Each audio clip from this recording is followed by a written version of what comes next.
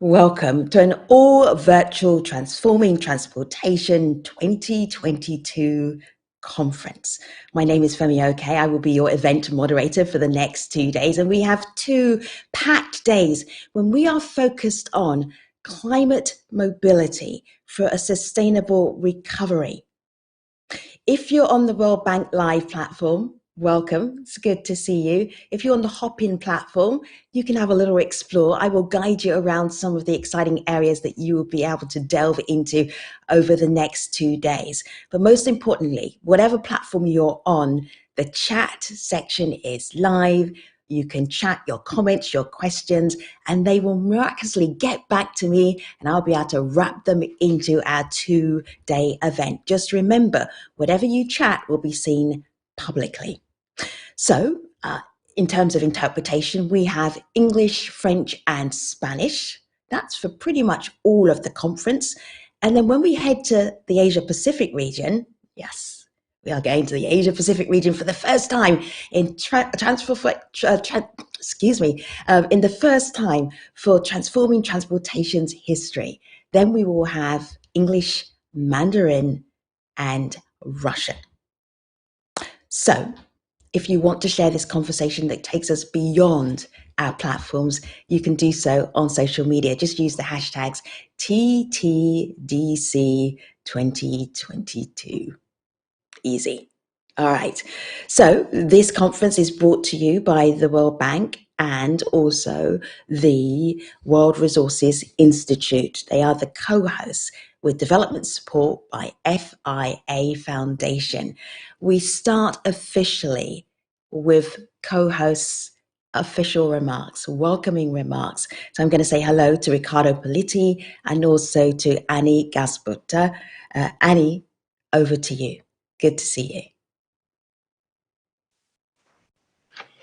Hi, Femi. Thank you. Thank you very much. And a very warm welcome on behalf of WRI, World Bank, for everyone joining Transforming Transportation 2022 from around the world.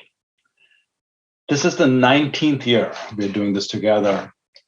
And this is Femi said, an all virtual event. It's the second time we're doing this all virtual event. And we have found last year that a lot of people who would normally not travel to Washington to join this joined us. And we are very, very excited. So I want to thank all of you around the globe for joining us, especially if you're joining us for the first time. Warm welcome. We have 2 very exciting days planned.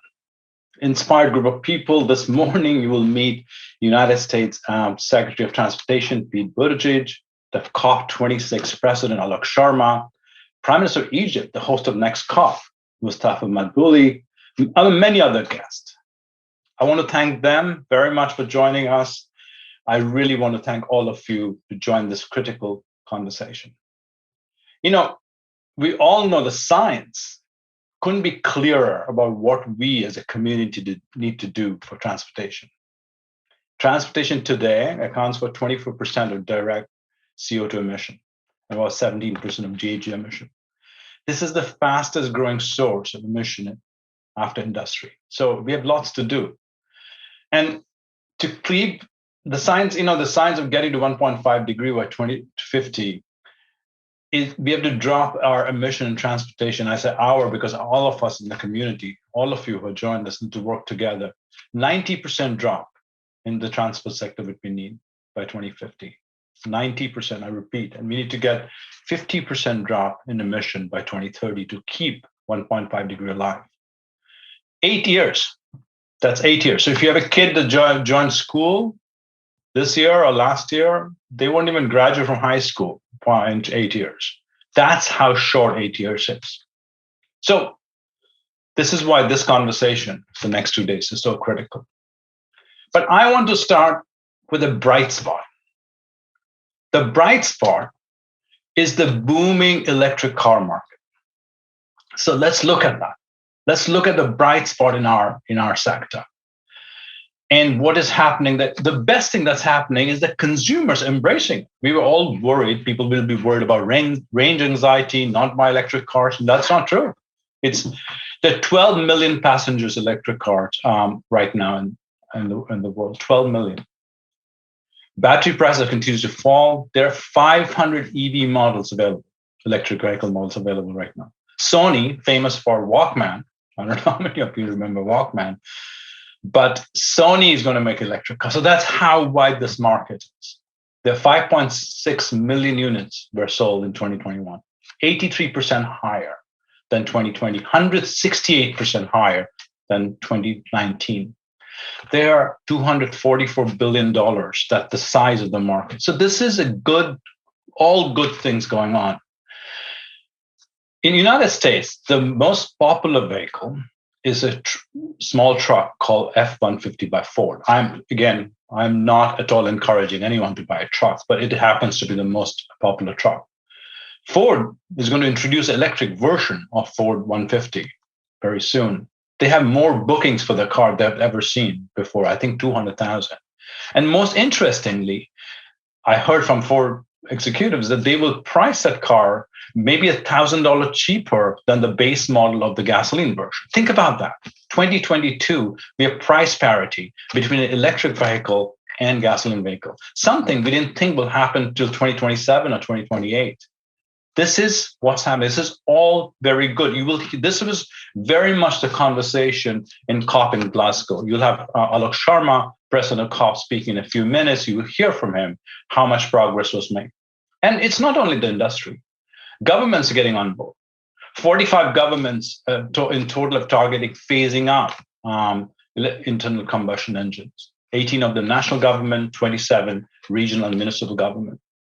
And it's not just cars. 650 cities have shared micromobility services. There are over 260 million electric mopeds, scooters, motorcycles, three-wheelers. Actually, there were more electric cycles sold last year than many more times than cars. Electric buses. There are 650,000 electric buses going to be by middle of last year. Most of them actually in China. Heavy-duty trucks. The global number is 31,000 heavy-duty trucks as electric. This is all very good sign, very good signal. And the financial market also is very much into it and supporting it. So think about the company called Rivian, which is going to make a small truck or small SUV. They haven't yet sold it in scale, yet their stock prices were actually double, I think, of Ford recently. It's actually gone down. So this is what's going on in the market. This is all a very bright spot.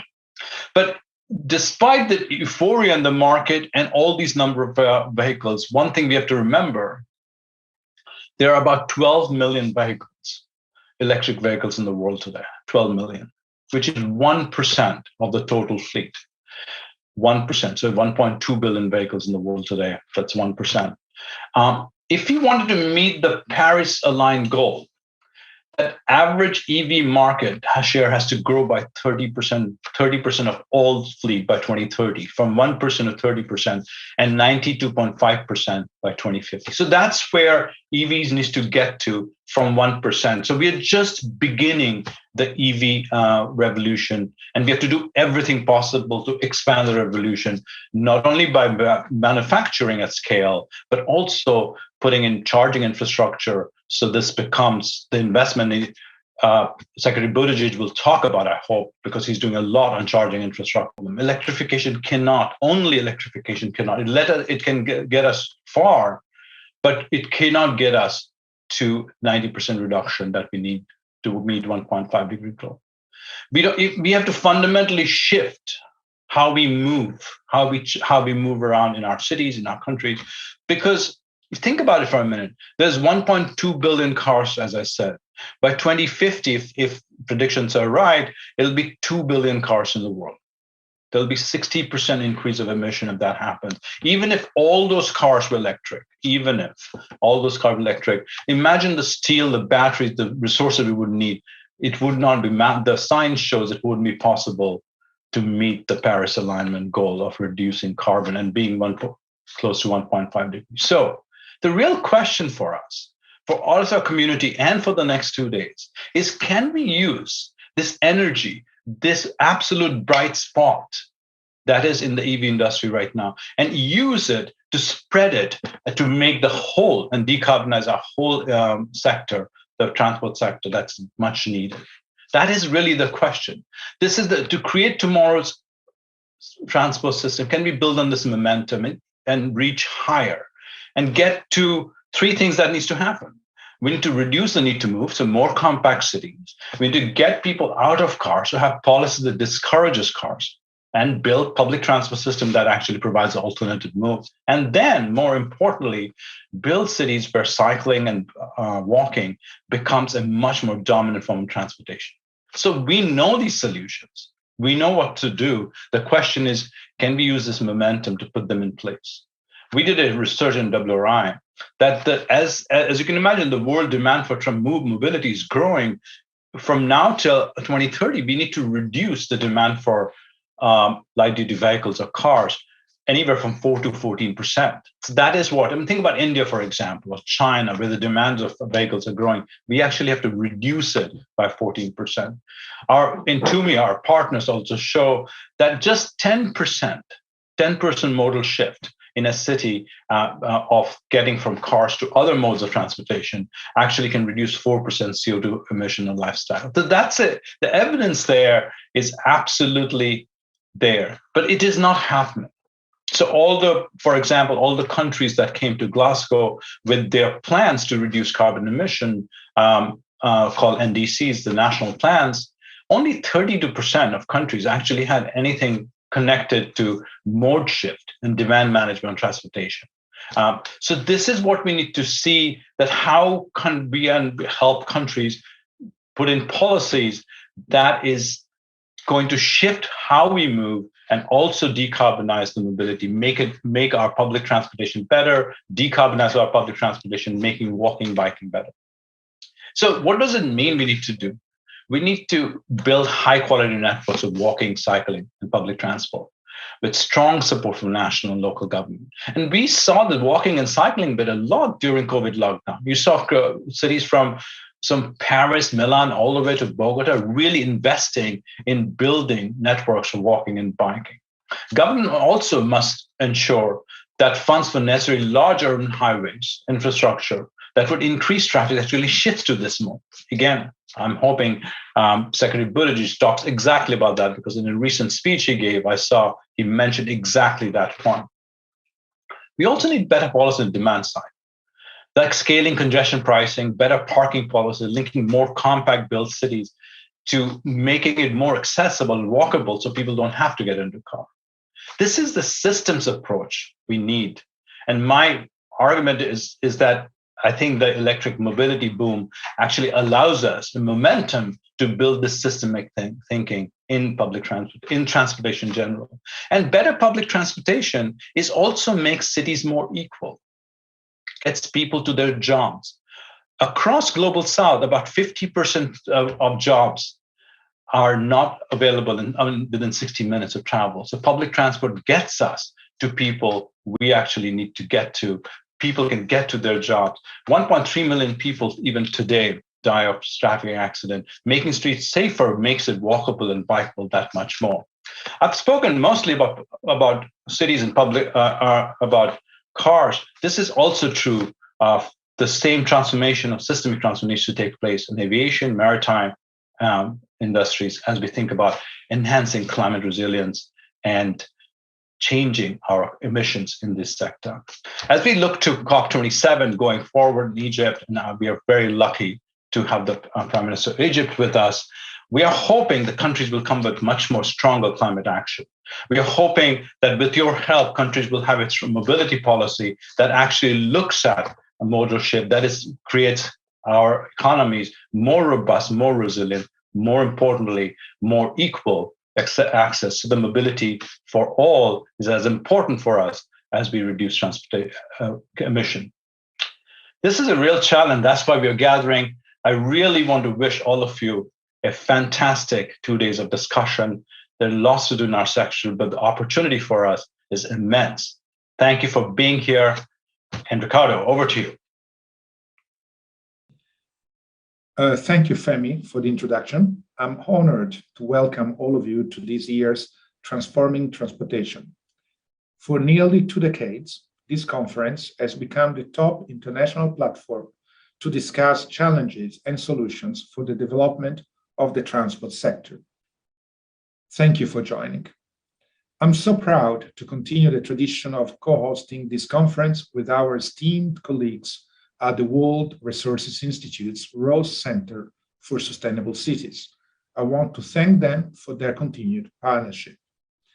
It's exciting to see how much this conference has expanded, and I'm happy to see that the virtual format is enabling us to connect with wider and more diverse audiences than ever before.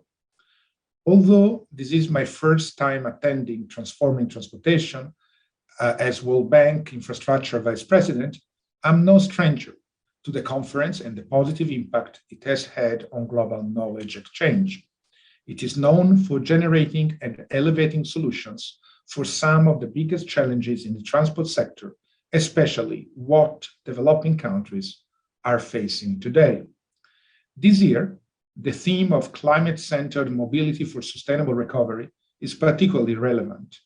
It encapsulates the dual challenges countries face, ensuring citizens and businesses have access to efficient, reliable, safe, and affordable mobility in ways that have smaller climate footprint. COVID-19 has made this equation even more complicated. As we have seen around the world, transport systems are a lot less resilient than many of us have assumed. The pandemic inflicted unprecedented disruption on lives, supply chains, and mobility systems. To avoid permanent damage, we need to ensure our transport networks are better equipped to handle future shocks and crises. With so much at stake, we must push for better and more comprehensive mobility solutions that do more than simply help us return to the pre-pandemic status quo. Even in that pre-pandemic world, the facts were stark. 1 billion people were living more than 2 kilometers away from an all-weathered road.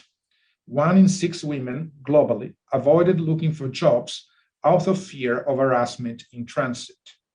Road crashes claimed over 1.35 million lives every year, 93% of them in developing countries. The disruption brought on by COVID provides an opportunity to reimagine our approach to mobility, prioritize low-carbon transport, and make significant changes to the way we move people and goods, to the way cities are planned, and to how transport systems are designed. One promising development is the ongoing transition to electric mobility. Electric vehicles are becoming more powerful and less expensive, and will be a critical part of global efforts to decarbonize transport. But electric vehicles are just one of the many solutions we need to deploy. We should not limit our discussions to simply making private vehicles run cleaner. Public transportation and multimodal freight systems are a critical part of the equation. I'm proud that the World Bank is working at the forefront of using digital connectivity, data platforms, automation, and alternative energy to drive change in the transport sector. Further, every transport project financed by the bank is assessed to measure its greenhouse gas impact and climate co-benefits to steer investments towards more sustainable, climate-friendly projects. For example, in Peru, the bank developed Lima's new bicycle plan, which features more than 1,000 kilometers of protected cycle lanes. In Bamako and Ouagadougou, 2- and 3-wheeled vehicles have become the dominant mode of individual transport. We are providing technical advice on electrifying these vehicles, which will help reduce local air pollution. And in Quito, Ecuador, the World Bank supported the construction of the country's first metro line by moving passenger traffic from private cars and diesel buses to modern electric trains. The project will save an estimated 65,000 tons of greenhouse gas emissions per year. Transport is likely to evolve more in the next decade than it has in the last half-centuries, and fora like this one are essential for fueling the next generation of ideas, knowledge, and solutions. Over the course of the next 2 days, let us take full advantage of the opportunity to focus on these challenges and determine what it will take to unlock solutions to transport challenges in developing countries. Thank you all for joining Transforming Transportation this year. I look forward to seeing the outcomes of our collaboration. Back to you, Femi. Thank you, Riccardo. One of the main aims of Transforming Transportation for this year is to be a connection from COP26 to COP27, to be that bridge. What were the conversations that were minimized? What were the conversations that still had to be had? What was the work still to be done? This is where we're going to be doing that work. So as we think about the reason for transforming transportation, its real big aim, who better to get us started, to get us thinking in the right direction than Alok Sharma, the president of COP26. Ministers, Excellencies, friends, transport must be at the heart of our efforts to build a cleaner, safer world. The sector accounts for more than 15% of global emissions. And at COP26 in Glasgow, I met mothers from around the world whose children's health had been harmed by pollution in our atmosphere. They played me a recording of a distressed child fighting to breathe due to the pollution around them. No child should have to face such an experience. So the faster we can move to clean alternatives, the better, both for the planet and also for human health. That is why clean transport is a priority for the UK COP26 presidency. Road transport has been a major focus because it accounts for 2/3 of transport emissions and because clean technologies are readily available. We've urged countries and companies to look to make ambitious commitments to accelerate the move to clean vehicles. And we've brought countries and businesses together to collaborate to get the clean transition moving faster. Because working together, we can benefit from economies of scale. We can innovate faster and increase incentives for investment. And we've seen some real progress, including at the summit in Glasgow. In 2020, we established the COP26 Zero Emissions Vehicles Transition Council, which we now co-chair with our US colleagues. And this brings together some of the world's largest car markets, accounting for more than half of the global car sales, to accelerate the transition to zero-emission vehicles. At COP26 itself, we launched the declaration on accelerating the transition to 100% zero-emission cars and vans. Over 100 signatories, including 38 countries and 6 major auto manufacturers, committed to work towards all new cars and vans being zero-emission globally by 2040 and by no later than 2035 in leading markets.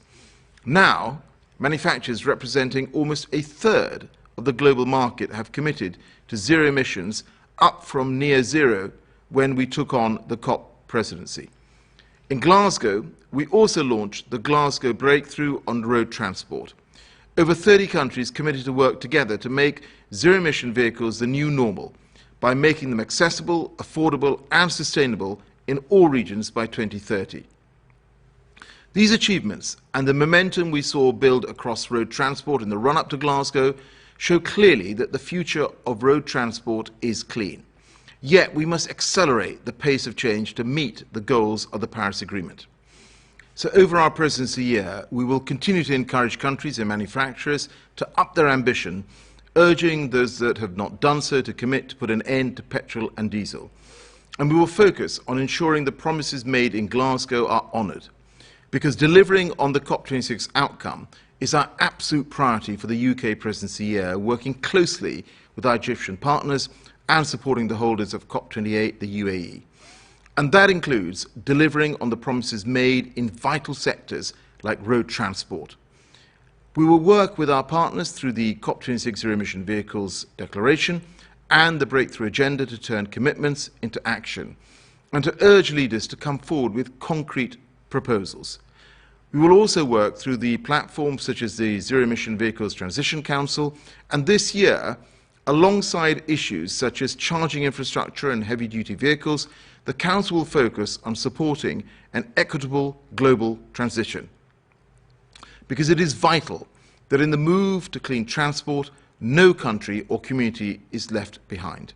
And in these efforts, it will work closely with the World Bank and its global facility to decarbonize transport, to which the UK has contributed. And I'm delighted that the Zero Emission Vehicles Transition Council will launch a new international assistance task force this year. And this will bring together governments, multilateral development banks, and more to support the clean transition internationally, including through developing a financial assistance offer. And though road transport will remain our focus, we will also push for delivery on commitments made at COP26 around aviation, around green shipping corridors, and indeed more. Because we must replicate the success that we have seen in zero-emission vehicles in other sectors and deliver an ever faster transformation across all transport, starting now. I am just looking to see where you're all from, attendees, and you're very willingly sharing that information. Tanzania, Yemen, New Zealand, Nigeria, Italy, Somalia, and the list goes on. I know this because you are greeting each other in the chat. Thank you for doing that. Also, you can use the chat, of course, for your comments and your questions for the next 2 days. Whenever you hear something, you see something, type something, and hopefully it will get back to me. So we are going to be doing TT, and the hashtag is TTDC22 in 3 languages, English, French, and Spanish. And then when we head to the Asia Pacific, it will be English, Mandarin, and Russian. But let me show you and tell you how you get to Interprify. So if you look at the top of your screen, if you're on Hopin, the Hopin platform, you will see translation. Click on that. It will ask you, do you want to mute all? Your answer is yes. And then you will see Interprify's drop-down menu. You drop down the menu and then you pick the language of your choice, and you will see Interprify in red letters and also some little red headphones as well. So hopefully you've got there, and now I'm speaking fluent French or fluent Spanish. And now we can move on to plenary number 1.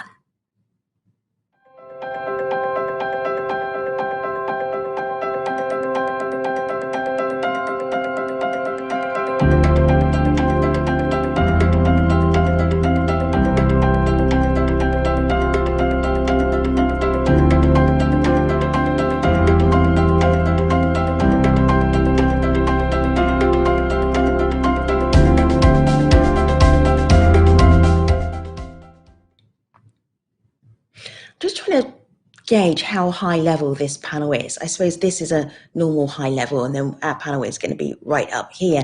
No pressure, panel. I'm looking forward to introducing you. I will greet you warmly, and then I will ask you one by one to introduce yourself to the delegates who are all over the world and eager to hear from you. So it's nice to have you, Amitabh and Jean-Baptiste and Anna and Claudia. Welcome to Transforming Transportation. Amitabh, first of all, will you please introduce yourself, your full title, and what you're aiming to bring to our plenary discussion? It will be brief, though. Amitabh, welcome. Well, I'm Amitabh Kant. I'm the CEO of the Delhi Government of India's think tank, the National Institution for Transforming India. And I would like to bring the linkage between clean mobility, sustainable development, planned urbanization, climate change here. And we recognize this challenge, especially since it is expected that India's urban population size will nearly double between 2018 and 2050. We'll see 500 million people getting into the process of urbanization. This would require us to sustain urbanization, and at the core of this will be connectivity, productivity, transportation, and economic development. All right, we're going to come back to you in just a moment. I'm going to meet your co-panelists and get them to introduce themselves to our delegate. Jean-Baptiste, Minister, so nice to have you. Thank you for making time. Please introduce yourself to our audience. You're welcome. Thank you very much. I'm very pleased to be with you. So I'm Jean-Baptiste Djebbari. I'm the Minister for Transport in France, and I would be interested to share with you the lessons we've learned in the context of the COVID crisis, and also the main challenge that we are currently facing, which is the decarbonization of the transport sector. Two excellent topics. Thank you. They will resonate around the world, way beyond France. Anna, welcome. It's so good to have your expertise covering so many regions. Please introduce yourself to our delegates around the world. They're eager to meet you. Thank you so much. So Anna Bjerde, I'm the Vice President in the World Bank for Europe and Central Asia. And I'm really, really pleased to be here with you, connecting actually from Brussels today, where I'm spending a few days. And what I would love to do is share a little bit our thoughts from the region on how we're trying to make transport both more sustainable, but also more inclusive, taking advantage of technology, but also momentum for change around the world. Thank you. All right. It sounds like a great agenda that we're already setting up. Expectations are going to be high from the audience. I know they've already got a couple of questions for you. Claudia, welcome. It's so lovely to have you. Thank you, Madam Mayor.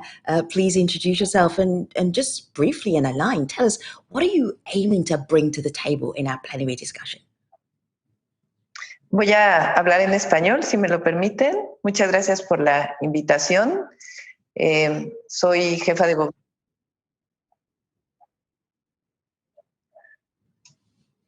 Soy la jefa de gobierno de la Ciudad de México.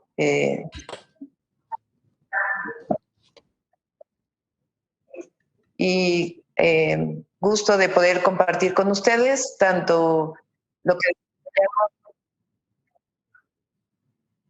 que desarrollamos en términos de la época más fuerte del COVID en la Ciudad de México, como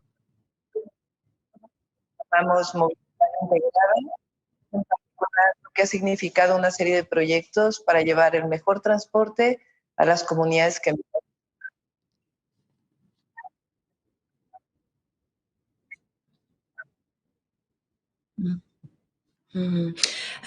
Madam Mayor, Claudia, I would be so grateful if you would start us off with a story that is almost a humble brag, but shows us what is possible when you leverage transport for sustainable recovery.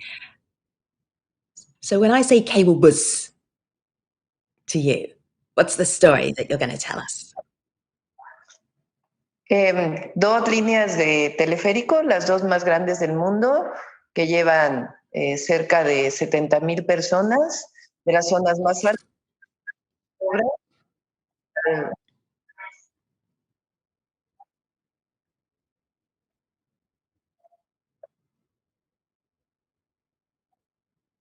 That's right.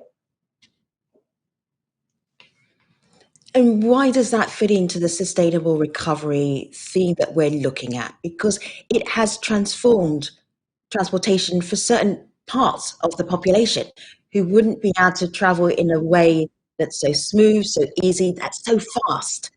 Tell us a little bit more. Acerca del cablebús? Are you asking about the cable I am. car? I'm asking about cable bus. Sorry. Mm-hmm. Sorry, Yeah, it's please because go the ahead. Spanish and English translation is difficult when I'm listening. Okay, we built two cable cars, one in the north part of the city and the other one in the west part of the city. There are very pure communities that grew over time. And we developed these cable cars that are more than 10 kilometers longer. And they are very important for the people who live there to have access to work, to have access to education, to have access to health. And they move before the cable car, they move in 2 hours, and right now they're moving in 40 minutes. And they have a very different way of travel. They are, traveling in a more smooth. And of course, cable cars are zero emissions in terms of environmental pollution.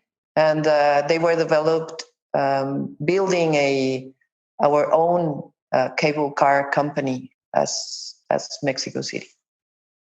I'm just going to bring in the French Minister for Transportation, Jean-Baptiste. I saw you making notes as Claudia was speaking. What did you write down? What was so relevant that you thought, let me just make a note because I want to share it with the conference? Go ahead. Actually, you mentioned anecdotes at the beginning, and I was remembering at the very early time of the COVID crisis an anecdote. So I can go on with it if you want. Oh, that's the best way to start stories, not on policy, but with stories. Go ahead. I was thinking that because we mentioned COVID crisis management and also decarbonization, and I remember that just after the first lockdown in France, which was a very restrictive lockdown, we had a survey to understand what people were willing to do after the COVID in terms of transportation. And there was this 15% rule. So 15% of the people were saying that they wanted to telework 5 days a week, which was quite significant. We also had 15% of people saying that they wanted to move out of the big cities. And we had 15% of the people saying that they wanted to divorce because they discovered their husband and wife. So we had this 15% rule. And obviously now, a year and a half later, or nearly 2 years later, the figures, they have changed quite a lot. But for the teleworking and also for the fact that we are currently seeing people willing to move out of the big cities and to somehow reconfigure their lives around work and to change the way they use transport, it is still on. And obviously we need to take that into account in terms of investment, planning, strategy. And I think that was a nice way to start the reflection there. Yeah, definitely. I know one of the things that you wanted to talk about was the impact of COVID. So when we're talking about sustainable recovery, transportation, and also thinking about the climate crisis, can you connect those dots for what you're doing in France that's working? Well, the rationale behind it, what we are doing in France is pretty simple. I mean, we are living in a time where the climate change is real. Now we know how to measure it, and we know that transportation in France, but it's true everywhere in the world, is a big player in terms of emissions. In France, transport accounts for about 30% of the global emissions, and out of that, 50% is due to light vehicles. So what we are currently doing in France is we are electrifying transport, so to say. So we are developing, of course, or redeveloping the railway system, which is already quite developed, but we have been reinvesting quite a lot. And obviously we are pushing the electromobility revolution. So we are producing more and more electric vehicles. We are deploying charging points. We are subsidizing people because there is a big challenge for affordability, so to say. So people need to be able to purchase new electric vehicles. So we are doing all of that at the same time. And the specificity of what we are living, I think, is that we are facing, I think, the worst economic crisis of the public transport history. And at the same time, we are living the fastest technological transformation with the electric vehicles, the use of hydrogen. And so we need to be able to tackle those two subjects at the same time and to bring everyone on board, especially the low-income people in France, because at the end of the day, all these big changes needs to be acceptable from a social perspective.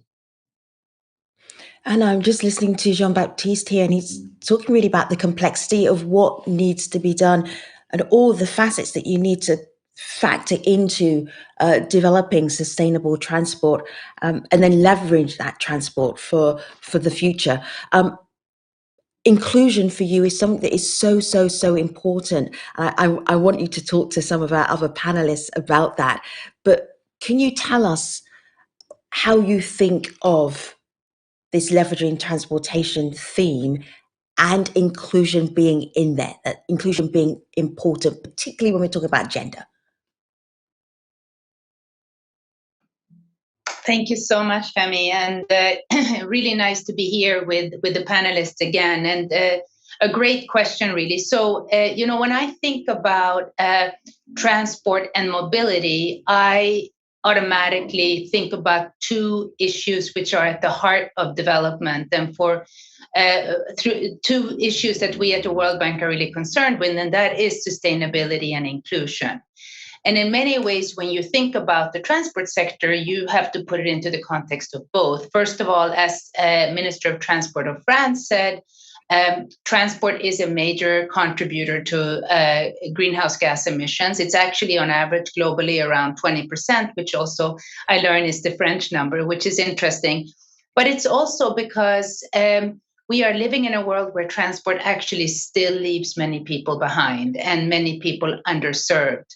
And we believe that it's very important to focus on both, getting a lower emissions and a more clean and sustainable way of providing services in transport, but at the same time also making sure we focus on an inclusive manner where it reaches everybody, because it's really what we find in our work. The transportation services have to serve all, and it plays a significant role, particularly for women. What we have also found through our studies, for example, is that 60% of transport users globally are actually women. So it is a huge group that uses transport services.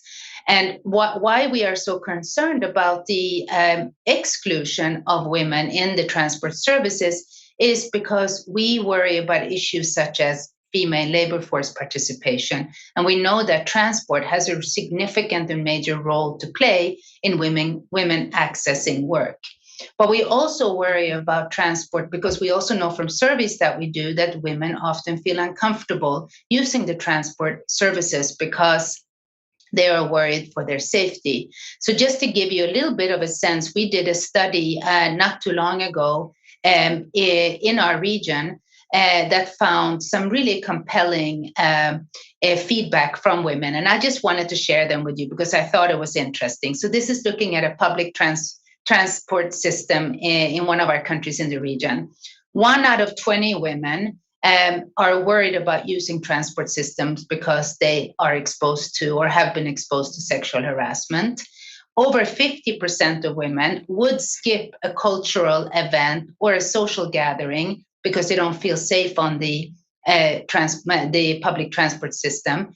And 1 out of 5 women would actually skip a health appointment or a health services engagement because they're worried about using the public transport system.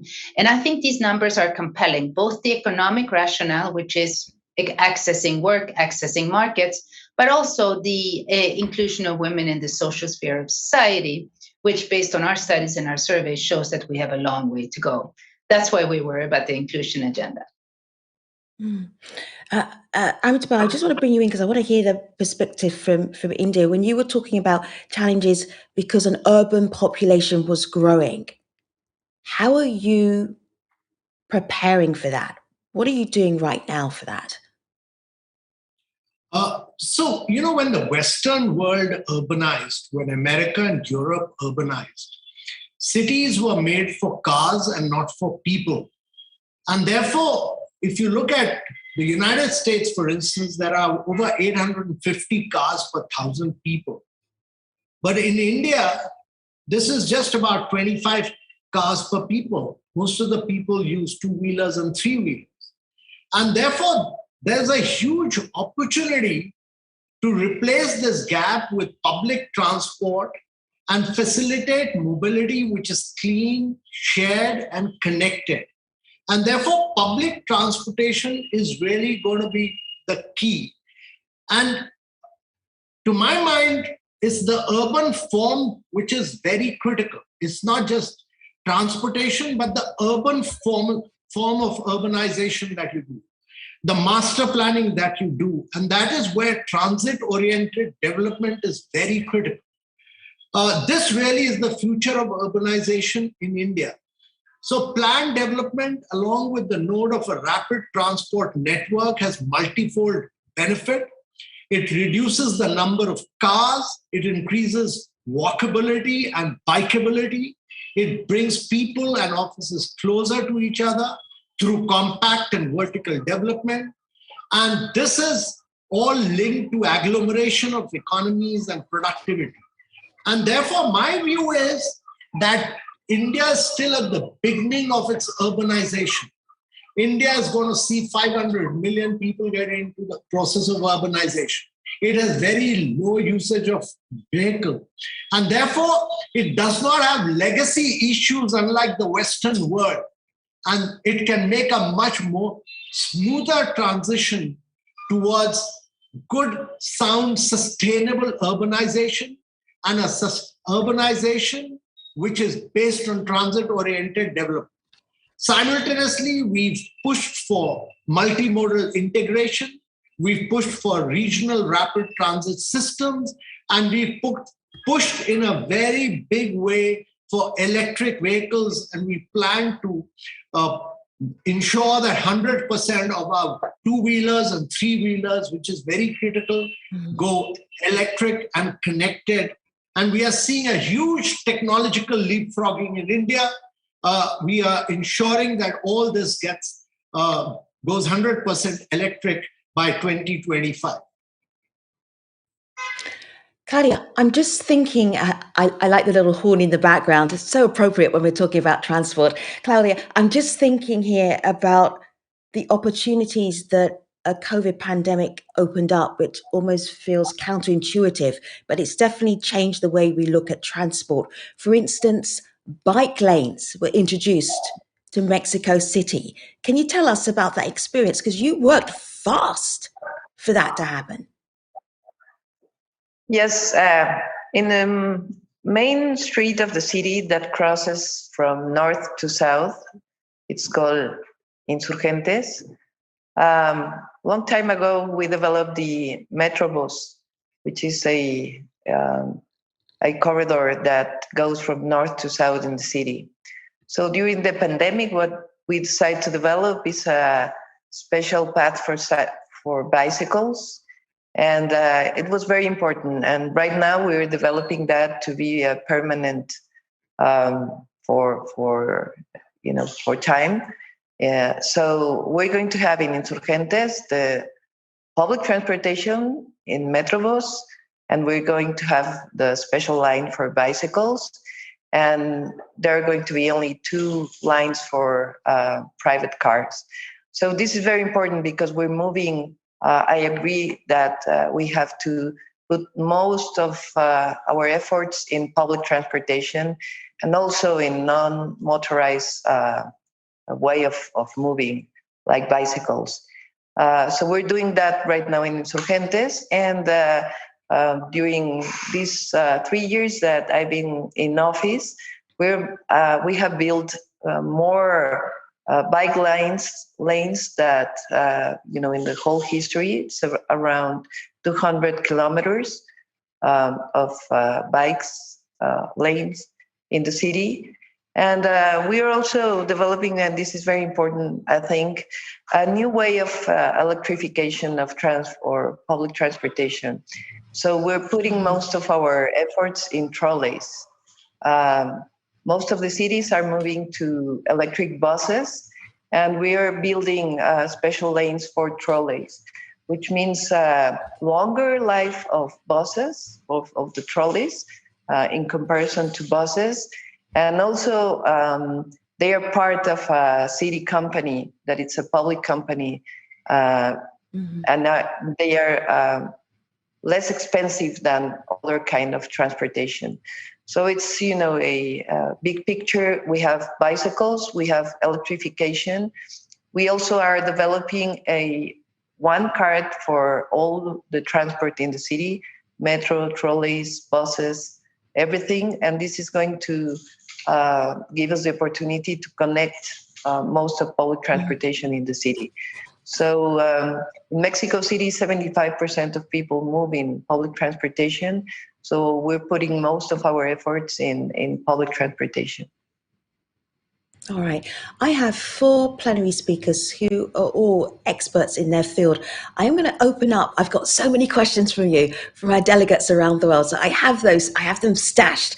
But I would like you to talk to each other. It's not often that you get to talk to each other like this. So, Anna, which other plenary speaker would you like to speak to right now? And what is a relevant question for you to ask them? Well, I would love to have a follow-up question for Carla, if that's okay. Please.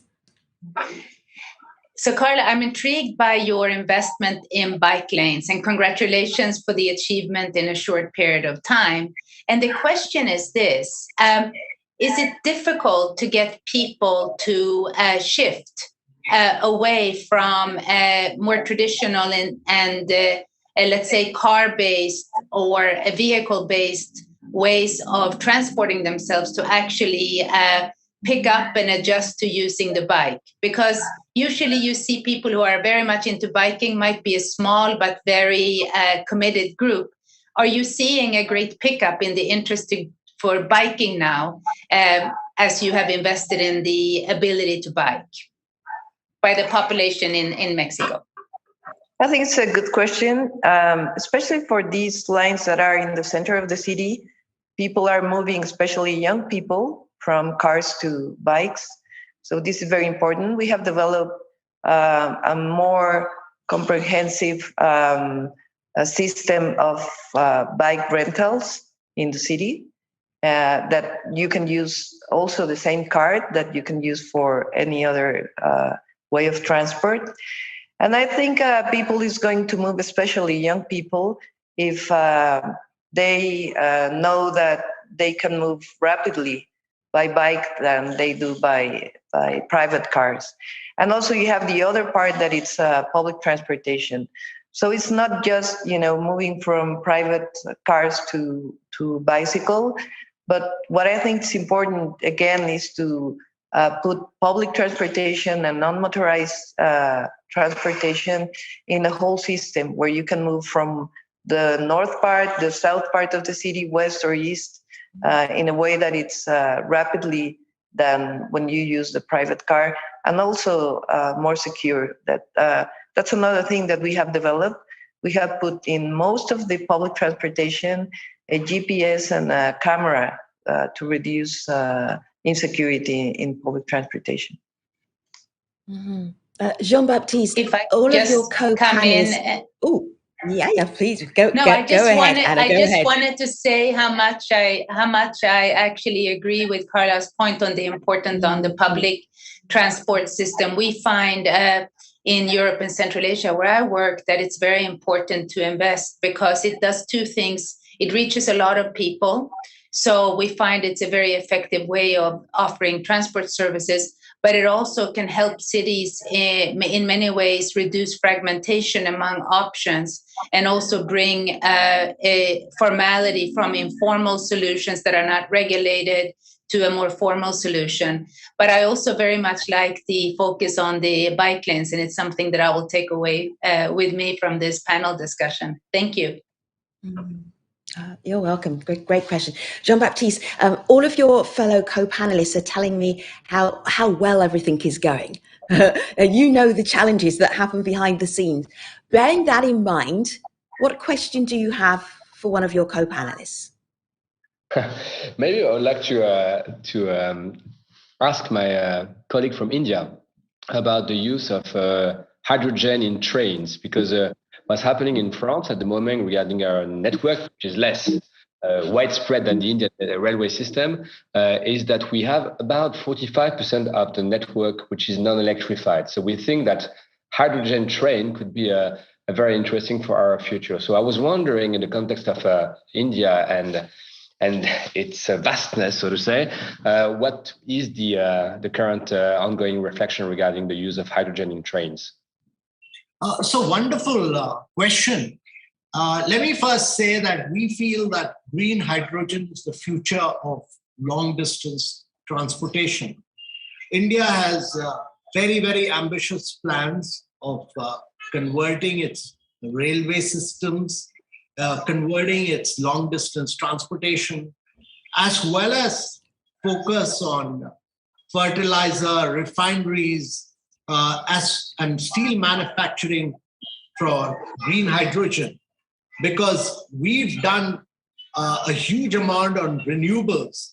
the price of renewable has fallen very, very sharply in India, given the climatic conditions. And cracking water with electrolyzer enables India to produce green hydrogen at a low cost. And India's ambition is to be a champion in the world of green hydrogen. Now, electricity is just 17% of the total energy. The balance, we plan the remaining energy, 83%, we want to convert it to green hydrogen and make ourselves fossil-free by the time we turn 100 years of democracy. And our ambition is that railways, long-distance transportation, as well as shipping, all should go through green hydrogen. The challenge is to get the size and scale. Today, green hydrogen is about $4 per kilogram in India. Our ambition is that by 2025, we bring it down to $2.5, and by 2030, to bring it down to $1 per kilogram. And this is through a green hydrogen mission, where we'll support it, green hydrogen, in a very big way. Make India the global hub for green hydrogen, for exports of ammonia, as well as for supply to all these big areas of growth. Our view is that green hydrogen is really the future of the world. Our view is that this is the solution. Battery provides a solution for two-wheelers, three-wheelers, and four-wheelers. But long-distance transportation, the challenge is will be met only through green hydrogen, and that is the future of energy. Thank you.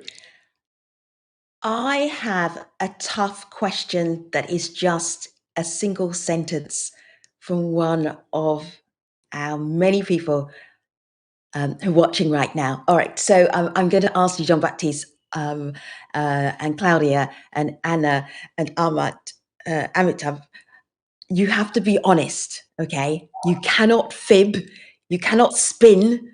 Are you ready for the question? Let's put all four of them up so I can see all of you, right? I want to see your eyes. So I know that you're not fibbing. How often do you use public transportation?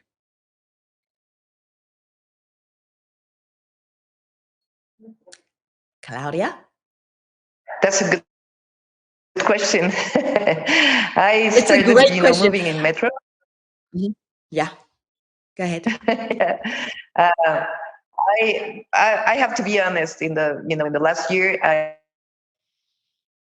mostly now I'm using an electric car that we developed in the city. Mm-hmm. We have our own fabric of batteries to change gasoline cars to electric cars. So right now I'm using a car that we developed, and I would say that about a year probably I'm not using the public transportation as I start using it, and it's a good time to return to public transportation. All right, I love that question. Everyone has to answer it. Anna. So I would say daily, but here's the twist. I have become, since a year before COVID, an avid walker. So I use the pavements of Washington, D.C. regularly. I try to walk between 5 and 6 miles a day. Before I was walking to and from the office, that was my mode of transportation. Which was a good walk. And now, since we've been working from home, I do a lot of my phone calls by foot, so that I get my walking activity, and while I'm also getting my work done. So I don't drive very much at all during the weekday, but I do use the good pavements and the good sidewalks and the good paths in the parks in Washington, D.C. All right, I don't want to be presumptuous, Amitabh, but I'm going to say probably not using public transport at all. I would love to be wrong. Go ahead. So I use public transportation over the weekend and when I move for longer distances beyond 10 kilometers, because Delhi gets quite jammed on quite a few occasions, so it's better to use public transportation. But less than 4 kilometers, I prefer to cycle, and between 4 to 10 kilometers, I prefer to use an electric vehicle. But beyond that, public transportation is the best mode of transportation. That's what I use. Jean-Baptiste. Well, to be honest, before I took office, I was taking the metro and the public transport system pretty much every day. Now I'm lucky to work not so far from home, so I can walk. I use e-scooter, sometimes bicycle, and for my long distance train travels, I use trains or car, depending on where I am going and how fast I can go. So it's kind of a mix, I have to say. Yeah. If you don't mind me asking, I know in your background you have been a pilot, so you've flown, you know how to fly. Where does aviation factor into your transportation plan for France? Because that is a very challenging area in particular, and you've got a very deep connection to flying and aviation. I am actually still flying. I'm still rated as a professional pilot, but I do not fly very often. But you're right to say it's a very important topic for us, because aviation is also engaged in decarbonization. And last week we signed in Toulouse at the Aviation Summit. We signed an agreement at 42 countries, which gathers 42 countries, taking the objective to decarbonize to get carbon neutral by 2050. So it's a big commitment. And in Europe, in France in particular, you know that we have Airbus, we have Safran for the engines, we do have Dassault and other big players. So we also think that at European level, on that very specific aviation topic, we can make the difference. So it's really important for us that we take the turn towards decarbonization. That's very concrete, what we are doing. We are developing sustainable aviation fuel, which are fuels that are not using kerosene anymore, but biomass, wasted oil, and other synthetic fuel. And we are also developing the new generation of low carbon aircraft using eventually hydrogen. So it's a very, very interesting moment. So we have been reinvesting quite a lot in the sector as well, because decarbonization is for all modes of transport. I am going to go back to the questions from the attendees because they're very juicy questions. This is Carla Mays. Carla Mays says, how can we prioritize seniors and those with disabilities in walking and biking? They are too often an afterthought. Who would like to take that on first of all? Claudia, thank you for volunteering. Go ahead. Well, I think, yeah, we have to be inclusive in any way. So building good streets, especially, in where the cities were thought at some point for vehicles, you have to invest to have better ways to walk or to go for people with different disabilities to use the city as we call it a right to the city. You have the right to be in the city. So you have to invest on that, especially in public transportation and in the streets and the sidewalks, which is very, very important. I know, Anna, that you really care deeply about inclusion. Is that something that you're also thinking about seniors, people who may not have as much ease walking around as you do when you stride through Washington, D.C.? Yeah, I think it comes back to this issue of making the transport infrastructure accessible and available to all. And what we have learned, especially in the region I work in, where we have a lot of legacy infrastructure, and we're essentially doing repairs, retrofitting, or basically changing to new technologies, is to make sure already in the early stages we take into account design features that will allow for more inclusion. So I think when it comes to walking and biking, for seniors, first and foremost, I would actually make sure we do professional surveys and make sure that we know what the needs are. If it's wider sidewalks, for example, or if it's ramps that need to be available, or if it's accessibility to go from, let's say, walking into a public transport point where you need to also make sure that you have the accessibility and the interchangeability for different types of transport modalities. But I think the key thing is that when we are designing, whether it's a retrofit or a new infrastructure development,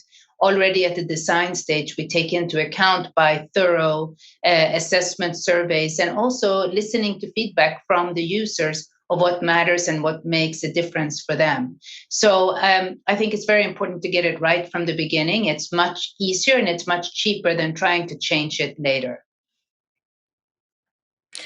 I'm going to bring in Jane Lumumba, who has a question about informal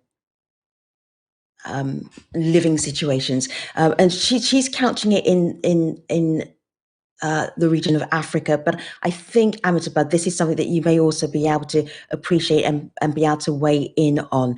So as we think of sustainable urban mobility, how do we envision a sustainable recovery amidst the large informal public transport sector?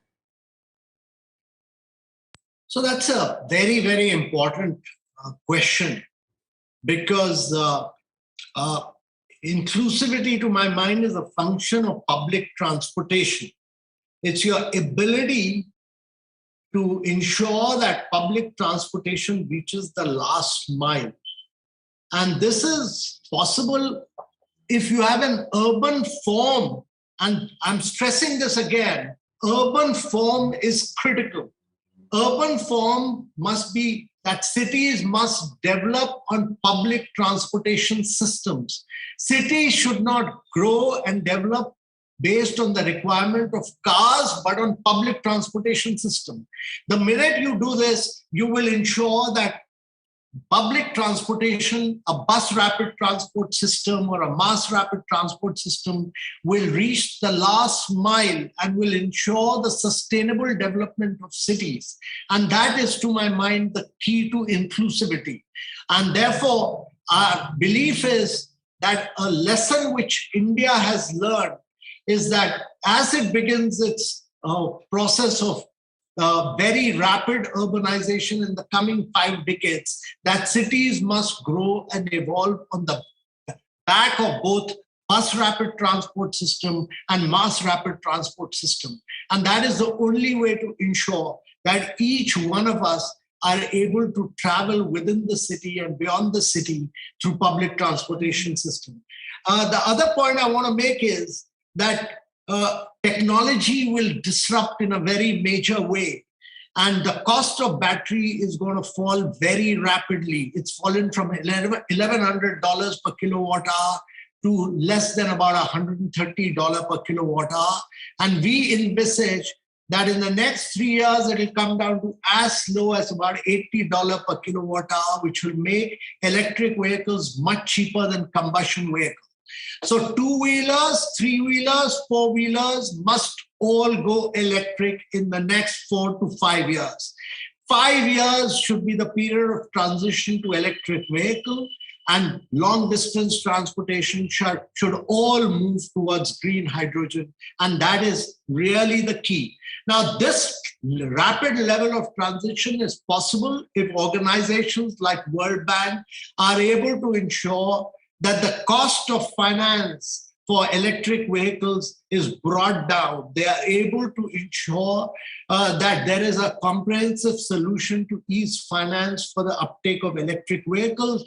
They should come up with models of first loss risk sharing instrument, which act as a hedging mechanism for banks in case of defaults of loans on purchase of electric vehicles. That will bring down substantially the cost of financing for EV buyers, and that will really that will ensure a smooth and a rapid transition towards new technologies. Anna, is that realistic? Is that a realistic ask from the World Bank? I think it's a very valid ask, and one that we're already, in fact, working according to in many, many countries. And I think, in many, many ways, we work globally. We learn so much from different countries, different settings around the world.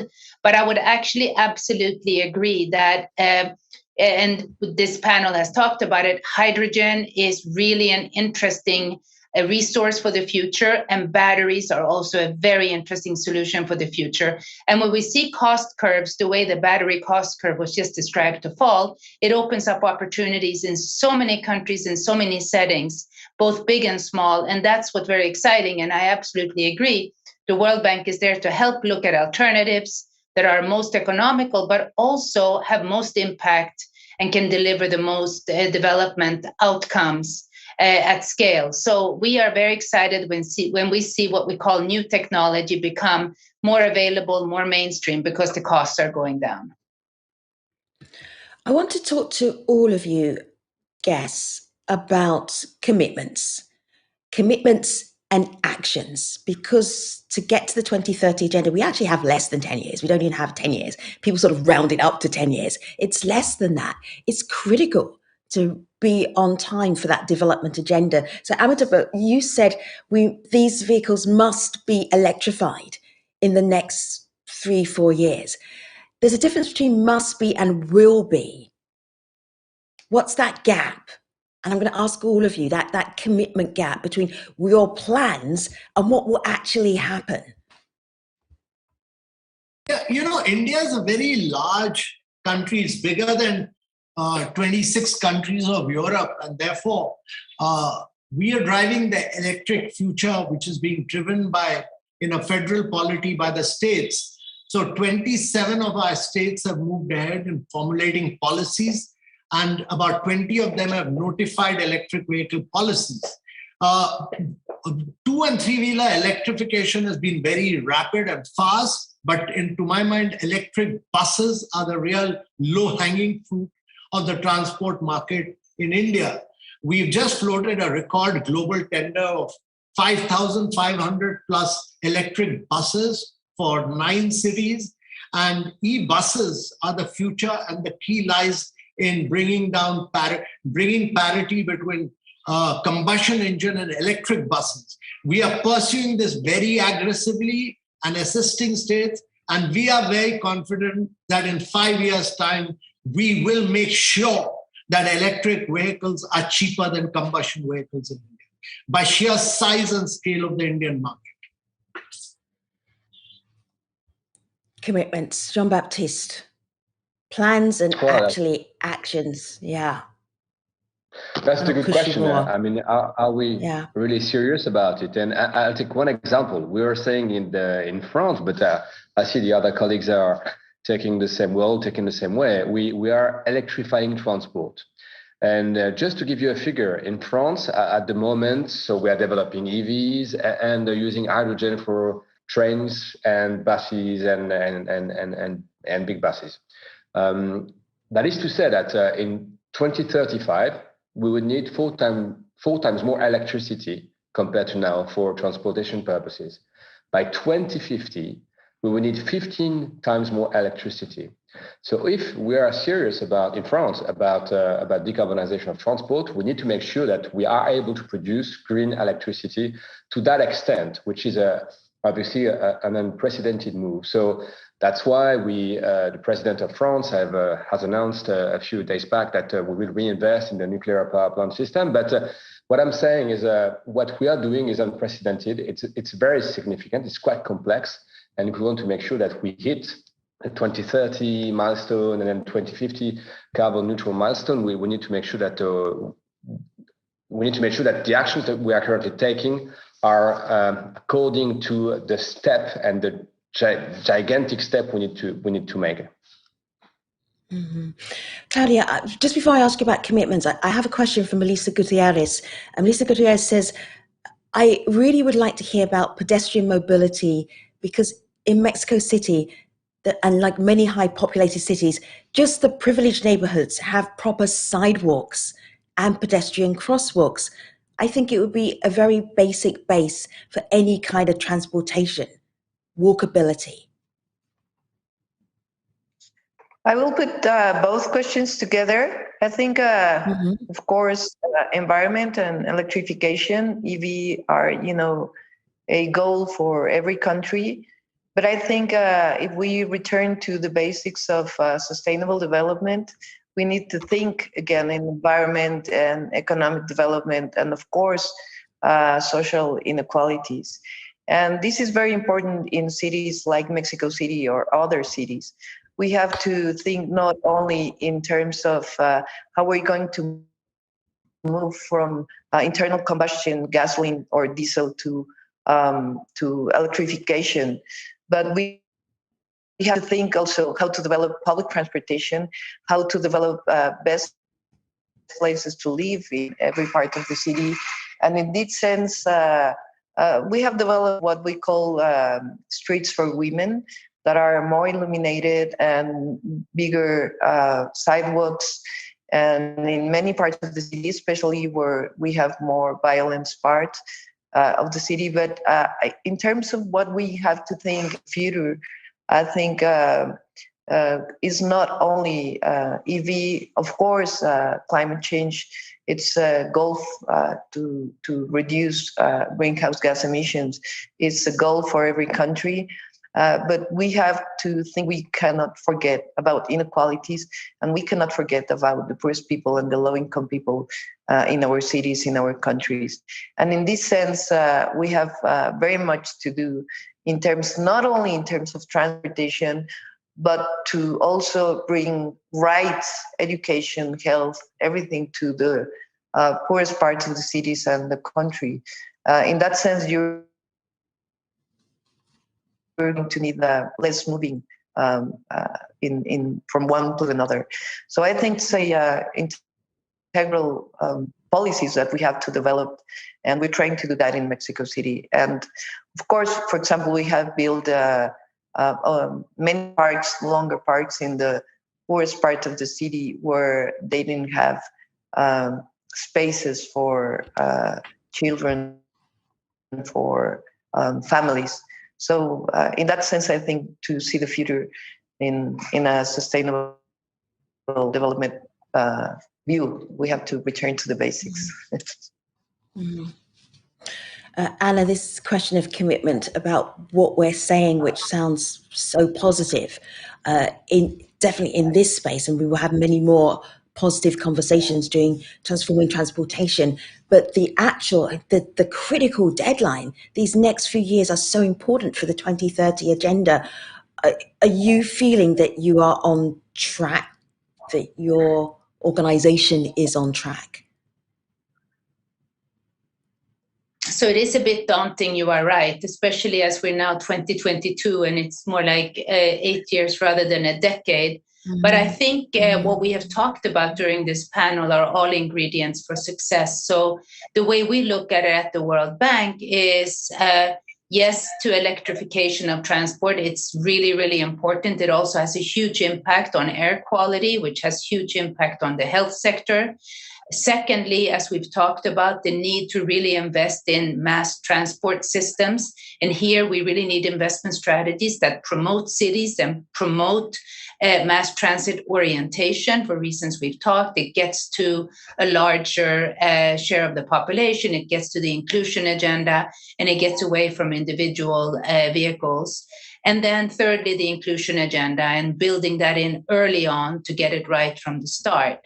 But I also think Jean-Baptiste touched on a very important part, which is side by side to this, we need a path for sustainable energy development, because we don't want to carbonize energy in order to decarbonize transport. It doesn't work that way. So we also focus a lot on decarbonizing the energy sector, which means really shifting away from fossil fuels. Coal is a big issue in our region that I work in, towards more renewables, energy efficiency, new technologies, and really getting decarbonization of energy in order to get more sustainable transport. We don't want to electrify transport by using, let's say, a dirty or high emission energy solution. But do I think it's possible? I think it will be tough, but we have to remain ambitious. Yeah. I love the way, Amitabh, you describe low-hanging fruit, because that's always an encouraging way to start. Jean-Baptiste, what is the low-hanging fruit in France for transportation? Is there any left? Did you pick it all?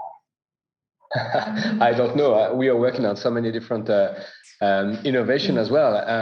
Bicycle that Claudia mentioned is also happening in France. We build 13,000 kilometers of new bicycle lanes, so it's happening fast. And at the moment, for example, in the public transportation system, we are working on a new generation of light trains for the secondary railway system. Because what happened in the past that we underinvested in that system, and the trains that we had operating there, they were heavy, and the carbon footprint was not excellent because the level of occupation was not so great. So we are now investing in a new generation of light trains with a better carbon footprint and using eventually hydrogen. So there are so many areas to be tackled by innovation and to be providing more low-hanging fruit. But it's a very, very enthusiastic time for transport, I have to say. Claudia, what's the low-hanging fruit? What's the easy wins? You're like, yes, we can do this. We can get this done. This is going to make us look good and also have a positive effect in terms of leveraging transport for a sustainable recovery. I think connectivity is very important. If you think I'm thinking in terms of a city. So connectivity in all terms is very, very important. So I would look for that, and of course a decarbonization of transportation, but also taking into account how people is going to move from the peripheral sites to the center of the city and to the center to the periphery, bringing a more equal society. I am seeing in the conversation that our delegates are having amongst themselves via the chat, the term resilience popping up, and that reminds me that all of you were thinking about COVID, that somewhere in your thoughts for transportation, either recovering your transportation, developing further, was our current pandemic. How do you build resilience into your transport system? Is that now happening? Anna, what have you seen? So when I think of building resilience into transport, I have traditionally thought more about resilience against climate change. And here we do a lot to build in for adaptation into our projects. And we have a lot of client countries that really are hard hit by climate and have to really adapt. I'm thinking of a country like Tajikistan in Central Asia, which is 93% covered by mountains, very hard winters, very hard summers, have a huge amount of damage from natural disasters to their road infrastructure every year. And we really need to build in for adaptation there, for resilience, really. And the resilience can be in, again, coming back to relatively straightforward investments from the start. When I think of COVID, right now, I can't help but to think about the need for transport sectors to recover, because the usage of transport obviously went down during COVID, public transport, aviation. And what we have seen in our region is a big interest by our clients to start reinvesting in public transport. So we have seen a big increase in railways, for example, more sustainable, green, and also digitized railway solutions. Yeah, I'll stop there. Thank you, Anna. Thank you, Claudia. Thank you, Jean-Baptiste. Thank you, Amit. It's so good to have all of you showing your thoughts and the work that you are doing. You may remember that we started this plenary session looking back at COP26. We are going to conclude this discussion looking forward to COP27 with the Prime Minister of Egypt, Mostafa Madbouly. Bismillah ar-Rahman ar-Rahim. Excellencies, ladies and gentlemen, at the outset, I would like to take this opportunity to thank the World Bank Group as well as the World Resources Institute for convening this important dialogue at this relevant point in time as Egypt prepares to host the United Nations Framework Conventions on Climate Change COP27 in November 2022. I would like also to thank Ms. Femi Oke for moderating this important panel. Egypt, while emitting less than 1% of the global emissions, has stepped up to the generational challenge of climate change through bearing the responsibility of hosting COP27, paving the way for the global community to thrive and grow green. We need to maintain the momentum that had flourished during COP26 to raise our collective climate ambitions, while making sure to concentrate on the implementation of the Paris Agreement provisions as well as institutional bridges at large. To this, Egypt stands ready to cooperate with its partners across the globe for a cleaner and greener Earth. Ladies and gentlemen, we cannot tackle the climate crisis without rethinking mobility, especially as the transport sector is the second largest greenhouse gas GHG emitter in Egypt. Egypt envisions a green, safe, and seamlessly connected mobility ecosystem that reduces GHG emissions through the expansion of mass transport system, public transportation, and non-motorized transport, including walking and cycling.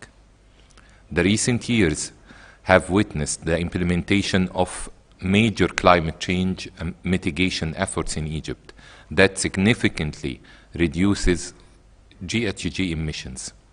Allow me to take this opportunity to briefly outline Egypt's effort in this regard. First, applying a set of environmental measures to the overall National Investment Plan 2021-2022, which would reflect on greening the national budget with the aim of reaching 100% green budget by year 2030.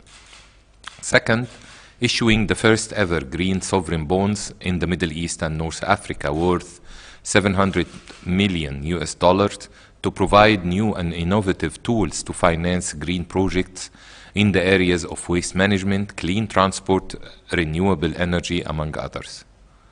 Third, working closely with the banking sector to mainstream climate and the environment in banking policies and strategies. This has resulted in many banks setting up specially designated units dealing with green finance and funding projects relating to protecting the environment and addressing climate change. Fourth, working towards the construction of 2 electrical high-speed monorail lines linking Cairo with new urban communities with a total length of almost 100 kilometers, as well as introducing high-quality service bus systems to attract car users to shift to using public buses that will significantly reduce GHG emissions. Fifth, through the assistance of the World Bank, the Cairo Transport Authority will launch the first 100 electric buses in its fleets. And a presidential initiative was announced in year 2021 towards clean transport to replace old cars for individuals with new cars operating with natural gas, targeting 250,000 vehicles to be replaced in the 3 years with the financial support from the Central Bank of Egypt and Ministry of Finance. These are only some of the efforts undertaken by the government in the past few years and which are already starting to bear fruit. We look forward to further cooperation with our esteemed development partners as well as the private sector to materialize these ambitious policies into projects and programs that would contribute to sustainable development while addressing climate change. Ladies and gentlemen, our African continent remains one of the most affected regions by the negative impacts of climate change despite not contributing to its causes. Yet Africa is keenly working on enhancing its ambition, and the vast number of climate initiatives launched by Africa is a true testament to its commitment to the global climate action and to the goals of the Paris Agreement. Efforts are needed not only to ensure developing nations receive promised finance, but also to make sure it is used effectively and supported by efforts to do risk investment to do de-risk investments in emerging economies. I am hopeful that this event will contribute to our better understanding of the mutual benefits we can achieve through pushing further the green economy, particularly with respect to greener and more sustainable transportation. I thank you all.